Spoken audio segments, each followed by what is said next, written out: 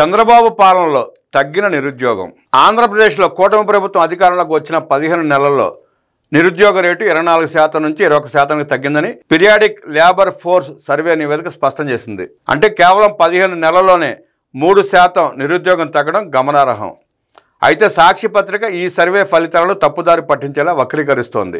YCP హయాంలో నిరుద్యోగ rate 24%, జాతీయ సగటు కంటే 11% అధికంగా ఉండి దేశంలోనే ఆంధ్రప్రదేశ్ మొదటి స్థానంలో నిలిచిన విషయాన్ని దాచిపెట్టింది. ఎన్సీఆర్బీ నివేదిక ప్రకారం జగన్ రెడ్డి పాలనలో 2100 మంది నిరుద్యోగ యువత ఆత్మహత్యలకు పాల్పడ్డారు. ఈ విషయాన్ని దాచి యువతను మోసం చేసే ప్రయత్నం సాక్షి జగన్ చేస్తున్నారు. వైసీపీ హామీ ఇచ్చిన 2.3 లక్షల ఉద్యోగాల కల్పన జరగకపోగా రాష్ట్రంలో పరిశ్రమలను తరిమేసి 34 లక్షల మంది యువత భవిష్యత్తును నాశనం చేసింది. కూటమి ప్రభుత్వం అధికారంలోకి వచ్చిన వెంటనే ఉద్యోగ కల్పనకు చర్యలు చేపట్టింది. ఎన్నికల హామీ మేరకు 20 లక్షల ఉద్యోగాల కల్పనలో భాగంగా 15 నెలల్లోనే 10,50,000 కోట్ల రూపాయల పెట్టుబడులతో పరిశ్రమలను ఆహ్వానించి 8,50,000 ఉద్యోగాల కల్పనకు ఒప్పందాలు కుదుర్చుకుంది.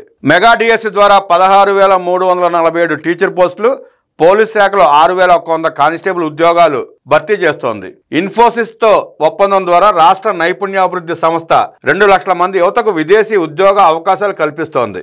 వైసీపీ అధినేత జగన్ రెడ్డి హయాంలో 2,30,000 ఉద్యోగాలు, జాబ్ క్యాలెండర్ హామీలతో యువతను మోసం చేశాడు. రోజుకో నిరుద్యోగ ఆత్మహత్య చేసుకునే స్థితికి రాష్ట్రాన్ని తీసుకొచ్చారు.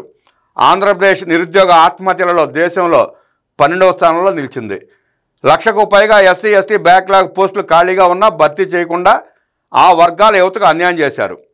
వైసీపీ పాలనలో కమిషన్ల కోసం పరిశ్రమలను తరిమివేశారు. కాంట్రాక్ట్ అవుట్సోర్సింగ్ ఉద్యోగులను తొలగించి వారి కుటుంబాలను రోడ్డున పడేశారు. ఏపీపీఎస్సీని అవినీతి కేంద్రంగా మార్చి అనర్హులకు ఉద్యోగాలు కట్టబెట్టారు. టీడీపీ ప్రవేశపెట్టిన నెలకు 6 లక్షల మందికి నిరుద్యోగ భృతిని, ఎస్సీ ఎస్టీ బీసీ కార్పొరేషన్ల ద్వారా స్వయం ఉపాధి అవకాశాలను జగన్ రెడ్డి రద్దు చేశాడు. రాష్ట్రాన్ని గంజాయి, డ్రగ్స్, నకిలీ మద్యం కేంద్రంగా మార్చి యువతను నాశనం చేశాడు. వైసీపీ పాలనలో విశాఖపట్నంలో హెచ్ఎస్బీసీ, ఐబీఎం వంటి కంపెనీలు 100కు పైగా స్టార్టప్లు మూతపడ్డాయి. కియా, జాకీ వంటి పరిశ్రమలు రాష్ట్రం నుంచి తరలిపోయాయి. దీనివల్ల రాష్ట్ర యువత వేలాది ఉద్యోగాలు నష్టపోవాల్సి వచ్చింది. జగన్ రెడ్డి పాలనలో periodic labour force survey 12/12/2023, 2014-2019 TDP హయాంలో యువతకు అండగా టీడీపీ పాలనలో 2 సార్లు డిఎస్సి నిర్వహించి 17,591 ఉద్యోగాలు కల్పించారు. 15 లక్షల కోట్ల రూపాయల పెట్టుబడులతో 34 లక్షల మందికి ఉద్యోగ ఉపాధి అవకాశాలు సృష్టించే ప్రణాళికలు రూపొందించారు.